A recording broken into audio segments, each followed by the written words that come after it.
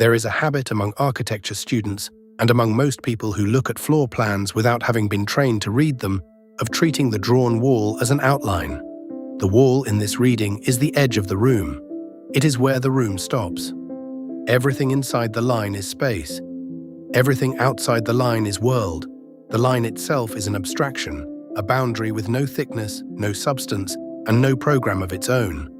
This reading is adequate for a great deal of modern construction, where walls are genuinely thin, a stud, some insulation, 2 layers of drywall, a total depth that would not accommodate a human shoulder turned sideways. But it is a reading that fails completely and fails instructively the moment the wall itself begins to thicken, because a wall thick enough to enter is not a boundary anymore. It is a room, and a room that wraps every other room in the building changes the logic of the plan in ways that no amount of furniture arrangement or surface treatment can replicate. The clue in a drawn plan is the ink. The convention in architectural drawing is to fill the solid portions of a plan, the walls, the structural mass, everything that is not void, with dense black hatching or solid black fill.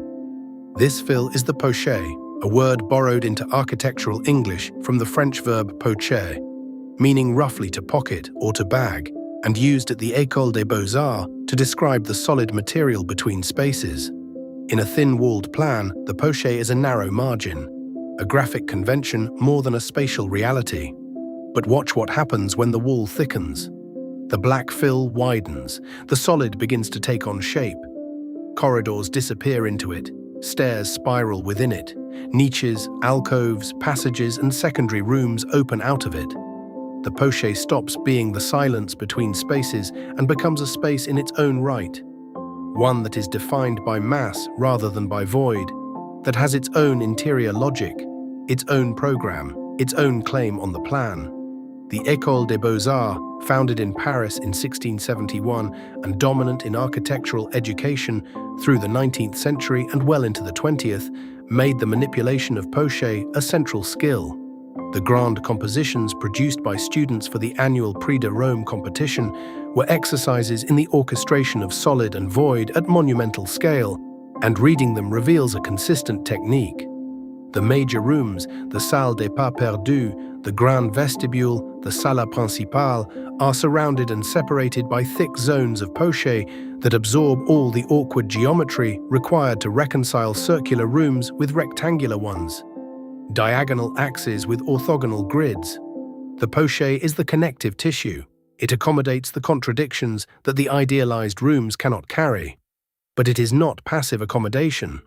The Beaux-Arts planners used the poché to embed the servant functions, the stairs, the closets, the service passages, so completely within the mass of the building that the principal rooms encountered nothing but other principal rooms. The thickness of the wall was the mechanism by which hierarchy was enforced.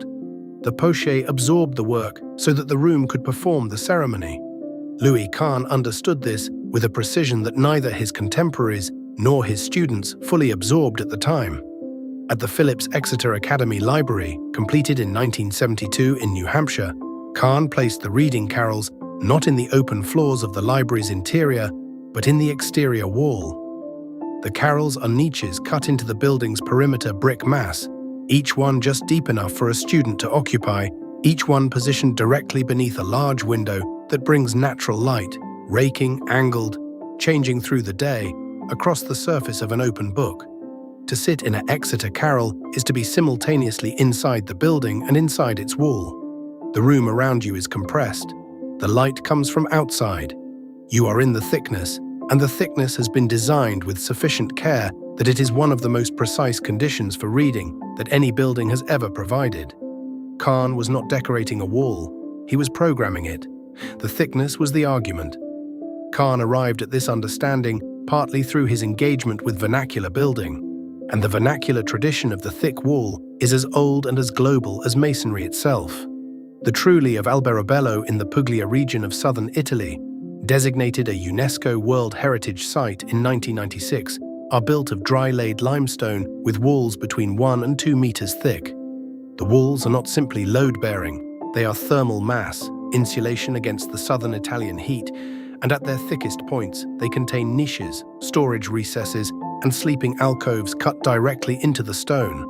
The plan of a trullo is almost entirely Poché, with a habitable void at its center that is defined by mass rather than membraned by partition. At Pueblo Bonito in Chaco Canyon, New Mexico, the Anasazi masonry of the 9th through 13th centuries CE achieves multi-story walls of comparable thickness, and the rooms that result have a quality of enclosure, cool, dimly lit, acoustically dead, with walls that feel like landscape rather than construction, that no thin wall building can produce. Le Corbusier built a building at Ronchamp in 1955, the Chapel of Notre-Dame-du-Haut, whose south wall reaches nearly 3 meters in thickness at its base.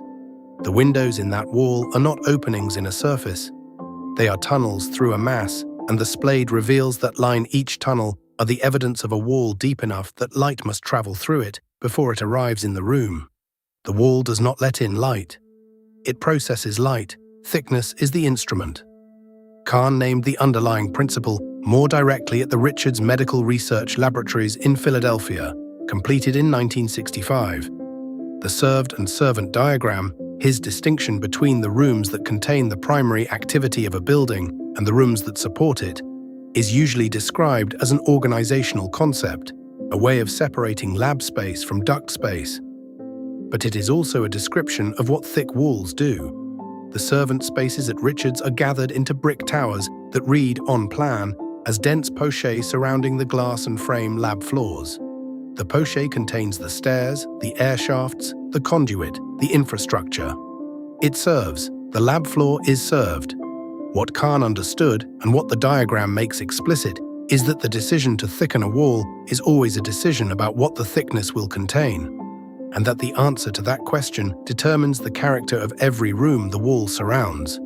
In studio, the exercise of designing a wall 600 millimeters deep, roughly the depth of an average human torso, forces exactly this question. 600 millimeters is thick enough to contain a structural column and still leave room beside it. It is thick enough for a window seat, for a bookshelf recessed flush with the surface, for a secondary door aligned with the wall face rather than projecting from it. It is not thick enough for a stair, not thick enough for a room, but it is well past the point where the wall is simply an edge. Something is happening in there, and the student has to decide what. Most students, encountering this constraint for the first time, try to fill the thickness with insulation and structure, and then stop thinking about it.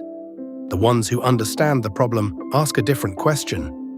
They do not ask what goes in the wall. They ask what the wall is for, and when the answer to that question is anything more than separation, when the wall begins to shelter, to store, to seat, to conduct, to frame, to slow, the plan changes. The room on either side of it changes. The building changes. The ink on the page fills, and the poché becomes, as it has